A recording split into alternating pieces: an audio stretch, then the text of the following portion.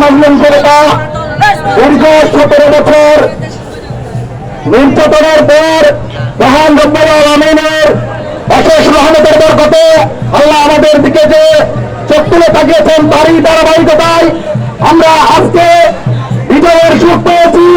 এই বিজয়ের সুখের পেছনে সবচাইতে যার অবদান বেশি সে হচ্ছে বাংলার আদমের ছাত্র জনতা। বাংলার আদমের ছাত্র জনতার সাথে বাংলার আদমের ছাত্র জনতার সাথে ছাত্র জনতার অভিভাবক বৃন্দ হিসেবে আমরাও পাশে ছিলাম।